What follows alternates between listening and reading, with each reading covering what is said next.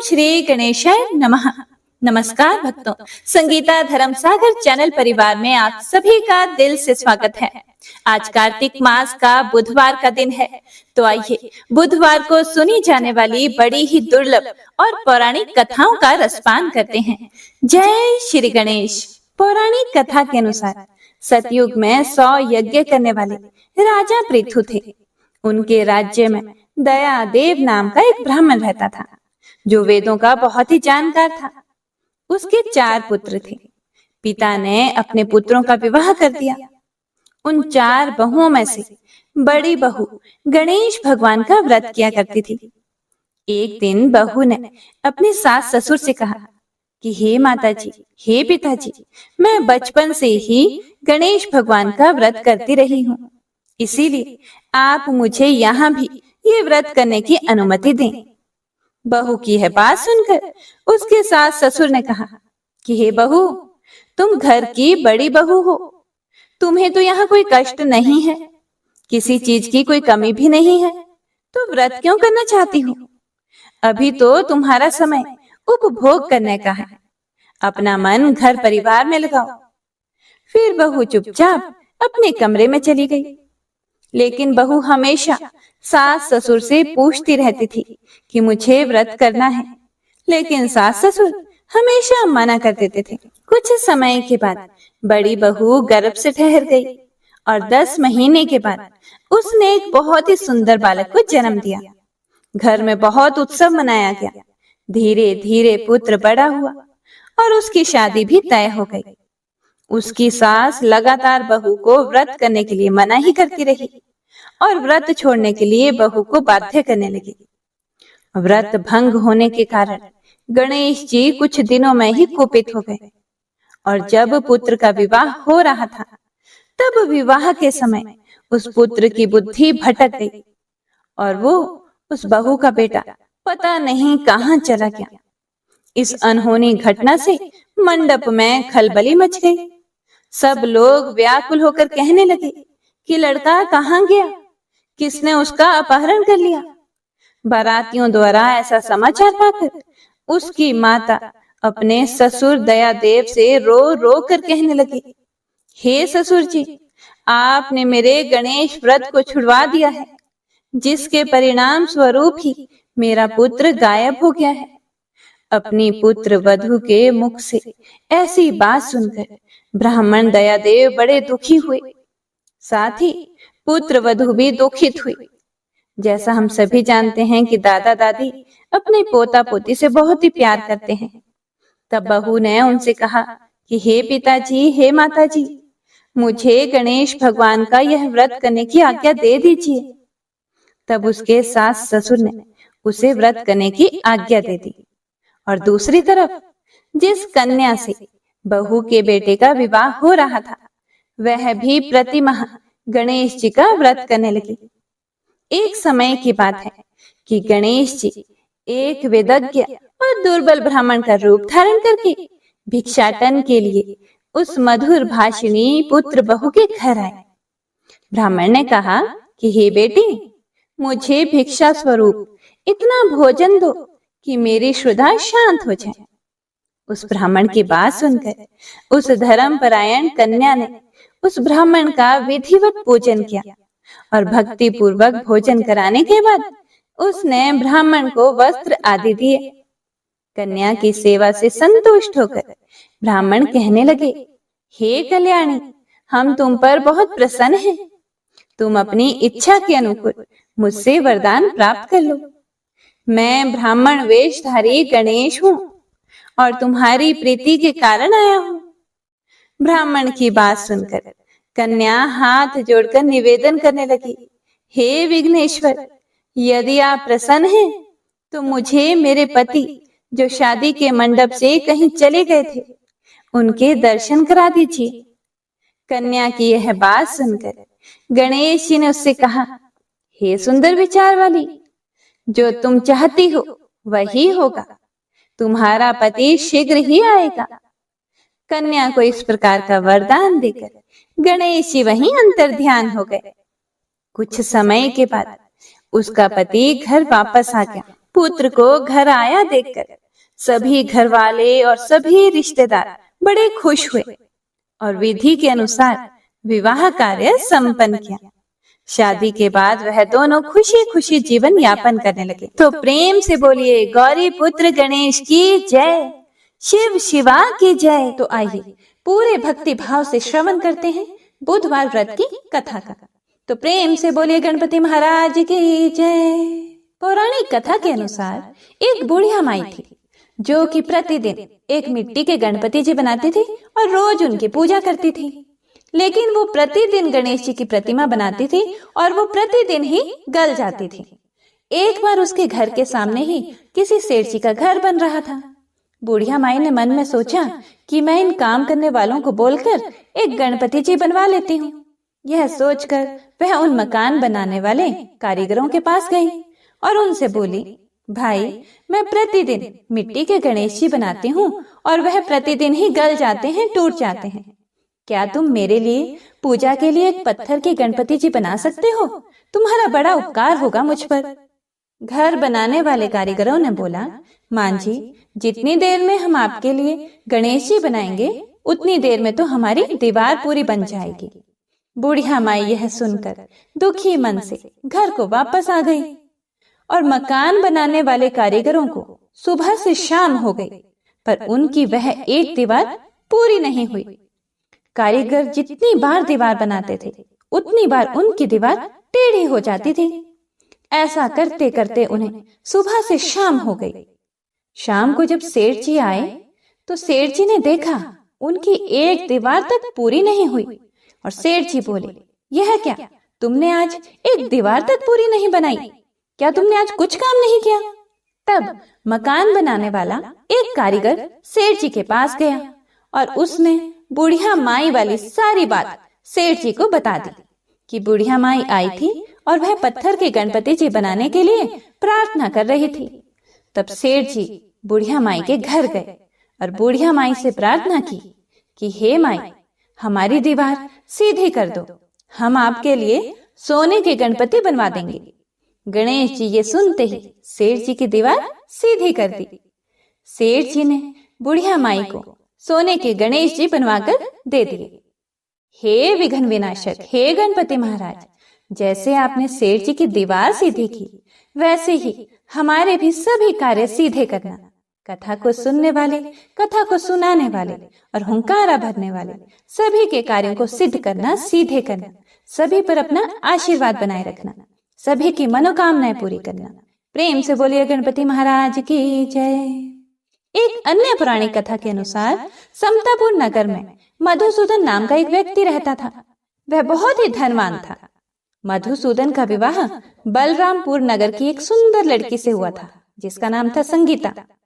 एक बार मधुसूदन अपनी पत्नी को लेने बुधवार के दिन बलरामपुर गया। मधुसूदन ने पत्नी के माता पिता से संगीता को विदा करने के लिए कहा। माता पिता बोले, बेटा आज बुधवार है और बुधवार को कोई भी शुभ कार्य करने के लिए यात्रा नहीं करते। लेकिन मधुसूदन नहीं माना। उसने ऐसी शुभ अशुभ की बातों को ना मानने की बात कही। उसके बाद दोनों ने बैलगाड़ी से यात्रा प्रारंभ कर दी। 2 कोस की यात्रा के बाद उसकी गाड़ी का एक पहिया टूट गया। वहां से दोनों ने पैदल ही यात्रा शुरू कर दी। रास्ते में संगीता को बहुत प्यास लगी। मधुसूदन उसे एक पेड़ के नीचे बैठाकर जल लेने चला गया। थोड़ी देर बाद जब मधुसूदन कहीं से जल लेकर वापस आया तो वह बुरी तरह से हैरान हो उठा, क्योंकि उसकी पत्नी के पास उसकी ही शक्ल सूरत का एक जैसा व्यक्ति उसके पास बैठा था, उसकी पत्नी के पास बैठा था। संगीता भी मधुसूदन को देखकर हैरान रह गई। वह दोनों में कोई अंतर ही नहीं कर पा रही थी। वो पहचान नहीं पा रही थी कि इसमें से असली मधुसूदन कौन है। मधुसूदन ने उस व्यक्ति से पूछा, तुम कौन हो और मेरी पत्नी के पास क्यों बैठे हो? मधुसूदन की बात सुनकर उस व्यक्ति ने कहा, अरे भाई, यह मेरी पत्नी संगीता है। मैं अपनी पत्नी को ससुराल से विदा करके लाया हूँ। लेकिन तुम कौन हो जो मुझसे ऐसा प्रश्न कर रहे हो? मधुसूदन ने कहा, तुम जरूर कोई चोर या ठग हो। यह मेरी पत्नी संगीता है। मैं इसे पेड़ के नीचे बैठाकर जल लेने गया था। इस पर उस व्यक्ति ने कहा, अरे भाई, झूठ तो तुम बोल रहे हो। संगीता को प्यास लगने पर जल लेने तो मैं गया था। मैंने तो जल लाकर अपनी पत्नी को पिला भी दिया है। अब तुम चुपचाप यहाँ से चलते बनो, नहीं तो किसी सिपाही को बुलाकर तुम्हें पकड़वा दूंगा। दोनों एक दूसरे से बहुत लड़ने लग गए। उन्हें लड़ते देख बहुत से लोग वहां इकट्ठे हो गए। नगर के कुछ सिपाही भी वहां आ गए। सिपाही उन दोनों को पकड़कर राजा के पास ले गया। सारी कहानी सुनकर राजा भी कोई निर्णय नहीं ले पाया। संगीता भी उन दोनों में से अपने वास्तविक पति को नहीं पहचान पा रही थी कि कौन सा मेरा असली पति है। राजा ने दोनों को कारागार में डाल देने के लिए कहा। राजा के फैसले पर असली मधुसूदन भयभीत हो उठा, वह डर गया। तभी एक आकाशवाणी हुई, मधुसूदन, तूने संगीता के माता पिता की बात नहीं मानी और बुधवार के दिन अपने ससुराल से प्रस्थान किया। यह सब भगवान बुद्ध देव के प्रकोप से हो रहा है। मधुसूदन ने भगवान बुद्ध देव से प्रार्थना की कि हे भगवान बुद्ध देव, मुझे क्षमा कर दो, मुझे माफ कर दो, मुझसे बहुत बड़ी गलती हुई है। भविष्य में अब कभी भी बुधवार के दिन यात्रा नहीं करूंगा और सदैव बुधवार को आपका व्रत किया करूंगा। मधुसूदन की प्रार्थना करने से भगवान बुद्ध देव ने उसे क्षमा कर दिया, उसको माफ कर दिया। तभी दूसरा व्यक्ति राजा के सामने से उसी समय गायब हो गया। राजा और दूसरे लोग इस चमत्कार को देखकर बहुत हैरान हो गए। भगवान बुद्ध देव की इस अनुकंपा से राजा ने मधुसूदन और उसकी पत्नी को सम्मान पूर्वक विदा किया। कुछ दूर चलने पर रास्ते में उन्हें बैलगाड़ी मिल गई। बैलगाड़ी का जो टूटा हुआ पहिया था वह भी जुड़ा हुआ था। दोनों उसमें बैठकर समतापुर की ओर चल दिए। मधुसूदन और उसकी पत्नी संगीता दोनों बुधवार को व्रत करते हुए आनंद पूर्वक अपना जीवन बिताने लगे। इस तरह भगवान बुद्ध देव की कृपा से उनके यहाँ खुशियां बरसने लगी। इस तरह जो भी स्त्री पुरुष विधिवत बुधवार का व्रत करके व्रत कथा सुनते हैं, भगवान बुद्ध देव उनके सभी कष्ट दूर करते हैं। तो प्रेम से बोलिए बुद्ध देव भगवान की जय, गणपति महाराज की जय, माता पार्वती की जय, भोलेनाथ की जय, सर्व देवी देवताओं की जय। दुख हरता, सुख करता, रिद्धि सिद्धि देने वाले गणेश जी महाराज की जय हो। बहुत समय पहले की बात है। किसी गांव में एक भाई बहन रहते थे। दोनों में आपस में बहुत ज्यादा प्यार था। बहन का नियम था कि वह अपने भाई का चेहरा देखने के बाद ही खाना खाती थी। इतना ज्यादा प्रेम होता था। धीरे धीरे दोनों बड़े होते गए। बहन की शादी दूसरे गांव में हो गई। अब बहन को यह चिंता सताने लगी कि आगे क्या करूंगी, कैसे नियम करूंगी। उसने अपने पति को अपने नियम के बारे में बता दिया। पति ने भी उसे आज्ञा दे दी कि तुम रोज उसके घर जाकर अपने भाई को देख सकती हो। अब बहन क्या करती थी, हर रोज वह सुबह जल्दी उठती थी और जल्दी जल्दी अपने सारे घर का काम करके अपने भाई का मुंह देखने के लिए उसके घर चली जाती थी। जिस रास्ते से बहन अपने भाई को देखने के लिए उसके घर जाती थी, वह रास्ता बड़ा ही सुनसान था। वहां खेजड़ी के पेड़ के नीचे विनायक जी की मूर्ति, हरी भरी तुलसी माता और पथवारी माता उसे दिखाई दिए। जब बहन ने खेजड़ी वृक्ष के नीचे विनायक महाराज जी, तुलसी माता और पथवारी माता को देखा तो वह बहुत खुश हुई। बहन भगवान की सच्ची भक्त थी। पूजा पाठ, व्रत, स्नान आदि बहुत नियम करती थी। उसने वहां पर रुककर गणेश जी महाराज की पूजा की, तुलसी महारानी, खेजड़ी वृक्ष और पथवारी माता को सींचा और बहुत खुश होकर पूजा करके फिर वह भगवान को प्रार्थना करते हुए बोलने लगी, हे भगवान, मुझे अमर सुहाग देना, अमर पीहर देना, मेरे ससुराल व पीहर में सुख समृद्धि बनाए रखना, मेरे भैया को लंबी उम्र देना। इस तरह प्रार्थना करके वह अपने भाई के घर चली गई और भाई का मुख देखा और अपने ससुराल को लौट आई। अब प्रतिदिन का उसका यही नियम था। रोज सुबह जल्दी उठकर घर के काम वगैरह करके फिर रास्ते में गणेश जी महाराज की, तुलसी की, पथवारी की और खेजड़ी वृक्ष की पूजा करती, भाई से मिलती और वापस अपने ससुराल आ जाती। ससुराल आकर कुछ खाना खाती और घर के बाकी काम करती। अच्छा खासा नियम चल रहा था। लेकिन जिस रास्ते से बहन अपने ससुराल से अपने भाई के घर को जाती थी, वहां पर बहुत सारी कांटों की झाड़ियां थी, जिसकी वजह से अक्सर बहन के पैरों में कांटे चुभ जाते थे। कभी उसकी चुनरी कांटों में अटक जाती थी। देखिए, क्योंकि पहले के समय में ज्यादातर लोग पैदल ही यात्रा करते थे, नंगे पैर ही बिना चप्पल के ही यात्रा करते थे। एक समय की बात है, जब बहन भाई के घर पहुंची और भाई का मुंह देखा और फिर बैठ गई। उस समय बहन थोड़ा सा लंगड़ा कर चल रही थी, तो भाभी ने उससे पूछा कि पैरों में क्या हो गया है। यह सुनकर उसने भाभी को जवाब दिया कि रास्ते में जंगल के झाड़ियों के गिरे हुए कांटे पांव में चुभ गए हैं। तो भाई भाभी से बात करके बहन वापस अपने ससुराल चली जाती है। उधर उसके भैया भाभी आपस में बात कर रहे थे। तब भाभी ने अपने पति से कहा कि बाईसा के पैरों में रोज कांटे चुभ जाते हैं। रास्ते में बहुत कांटों वाली झाड़ियां हैं, रास्ते को साफ करवा दो। आपकी बहन के पांव में बहुत सारे कांटे चुभ जाते हैं। यह सुनकर भाई को अच्छा न लगा, क्योंकि वह भी अपनी बहन से बहुत प्यार करता था। भाई ने तब कुल्हाड़ी लेकर सारी झाड़ियों को काटकर रास्ता साफ कर दिया। रास्ता साफ करते करते वह उस स्थान पर पहुंच गया जहां पर खेजड़ी का वृक्ष था। गणेश जी महाराज थे, तुलसी महारानी थी और पथवारी माता थी। वहां पर जाकर उसने इन सब को देखा। अब जो उसका भाई था वह बहुत ही भोला भाला था। उसे इन सब के प्रताप और शक्ति का पता नहीं था। उसे लगा यह भी कांटे वाली झाड़ियां ही है और ऐसे ही पत्थर पड़े हुए हैं। उसने गणेश जी महाराज और पथवारी माता की शिला को वहां से हटा दिया, तुलसी को उखाड़ दिया और खेजड़ी के वृक्ष को भी निकाल दिया और पूरा रास्ता बहुत अच्छे से साफ कर दिया। अब उसके इस कार्य से भगवान बहुत क्रुद्ध हो गए, बहुत गुस्सा हो गए। भाई थक गया था और वापस अपने घर आ गया और घर आकर वह सो गया। जब वह सोया तो वह सोता ही रह गया, क्योंकि भगवान का अभिशाप उसे लग गया था। पत्नी ने उसे जगाने की बहुत कोशिश की, लेकिन पति जागा ही नहीं। अब उसकी पत्नी जोर जोर से रोने लगी और लोग इकट्ठा हो गए। लोग उसके पति को अंतिम संस्कार के लिए ले जाने लगे।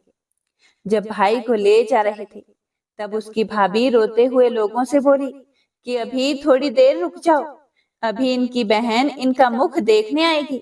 उसका यह प्रतिदिन का नियम है। भाई का मुंह देखे बिना वह कुछ भी नहीं खाती है।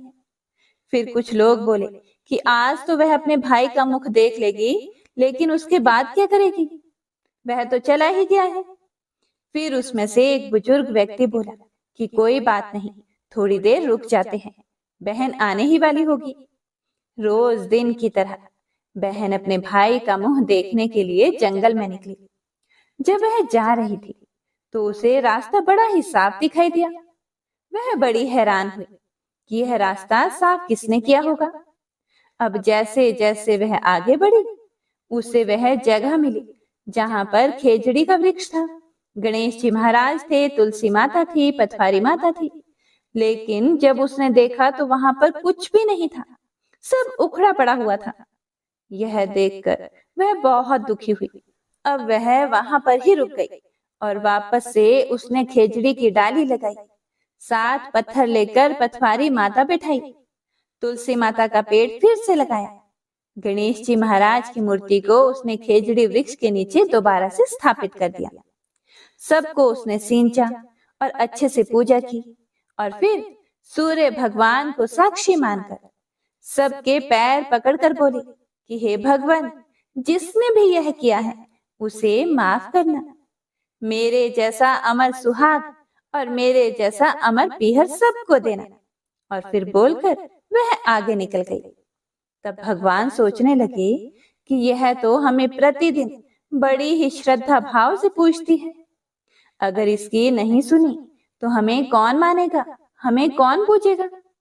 तब सिद्धि विनायक जी ने उसे आवाज दी कि बेटी वापस आकर इस खेजड़ी की 7 पत्तियां लेकर जा और उसे कच्चे दूध में घोलकर भाई के ऊपर छींटा मार देना, वह उठकर बैठ जाएगा। यह सुनकर जब बहन पीछे मुड़ी तो वहां पर कोई नहीं था और उसे तो कुछ भी समझ नहीं आ रहा था कि कौन उठकर बैठ जाएगा, क्योंकि उसे तो कुछ भी पता नहीं था। फिर वह यह सोचने लगी कि ठीक है, जैसा सुना वैसा ही कर लेती हूँ। फिर वह 7 खेजड़ी की पत्तियां लेकर अपने भाई के घर पहुंची।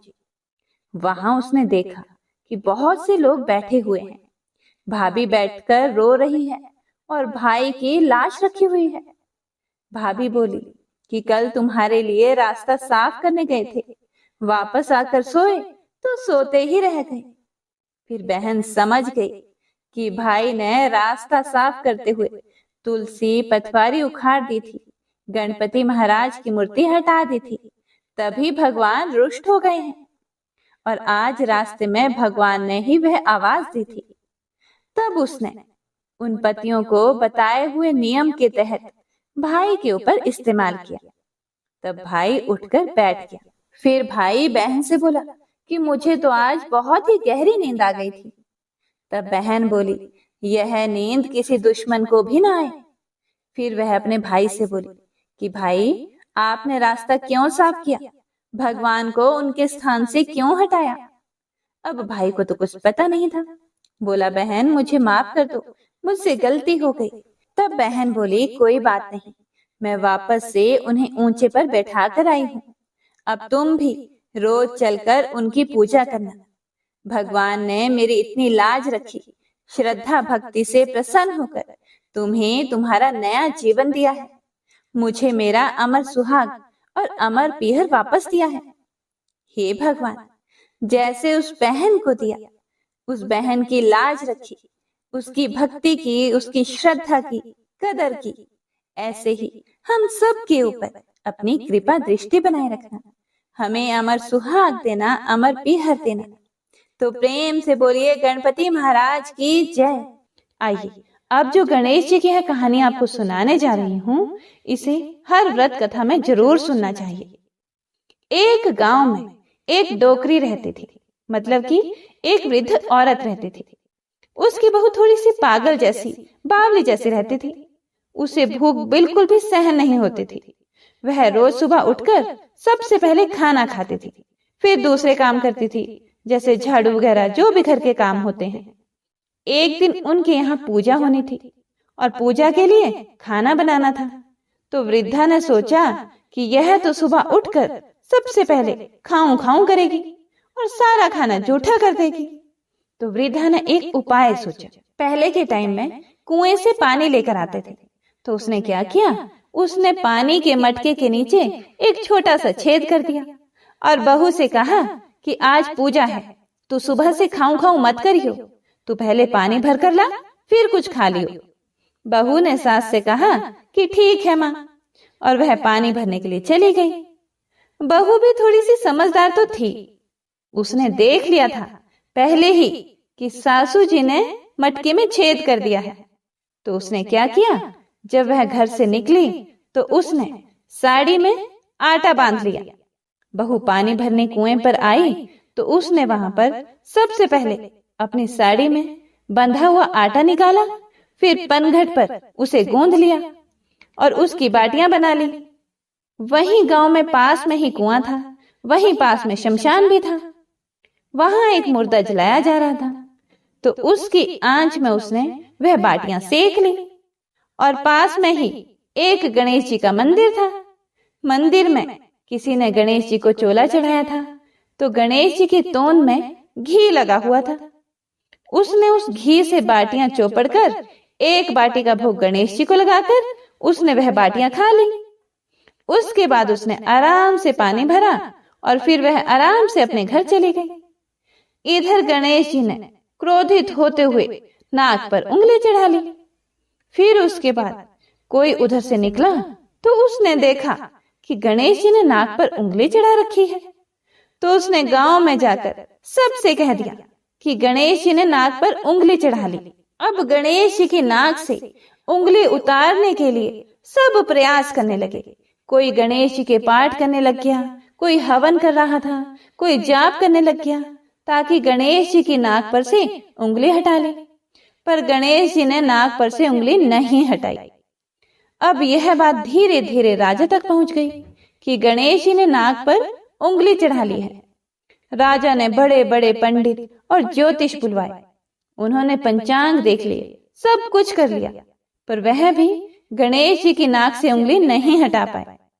अब राजा ने पूरे राज्य में मुनादी करवा दी कि जो भी गणेश जी की नाक पर से उंगली हटवाएगा उसे 5 गांव की जागीर दे दी जाएगी।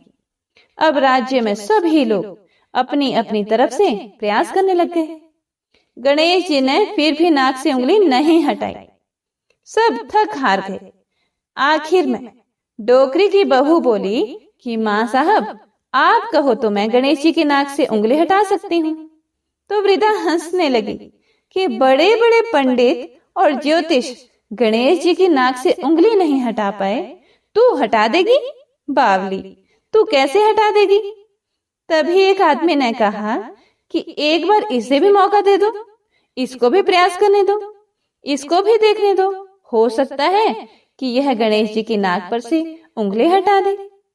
फिर उन्होंने कह दिया कि चलो तू भी कर ले, एक बार कोशिश कर ले। बहू ने कहा, पर मेरी एक शर्त है कि मेरे घर से गणेश जी के मंदिर तक एक बड़ा पर्दा लगाया जाए। तो लोगों ने कहा ठीक है, और घर से मंदिर तक पर्दा लगवा दिया गया। तो उसके घर से लेकर मंदिर तक पर्दा लग गया।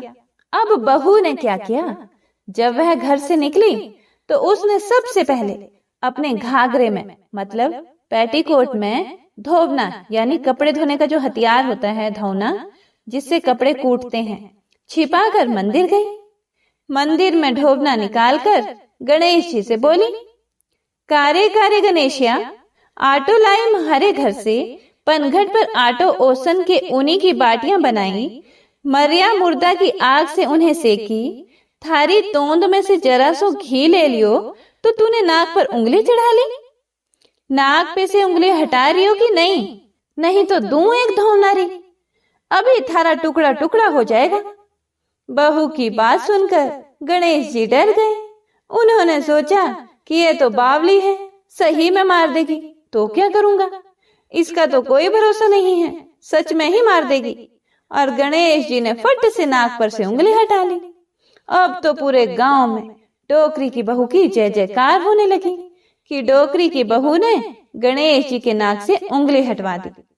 राजा ने अपने आदेशानुसार 5 गांव जागीर में दिए। हे गणेश जी महाराज, जैसे उस डोकरी की बहू को दिया वैसे सबको देना। कथा को सुनने वाले, सुनाने वाले और हुंकारा भरने वाले सबको देना। कथा अधूरी हो तो पूरी करना, पूरी हो तो मान करना। तो प्रेम से बोलिए गणपति महाराज की जय।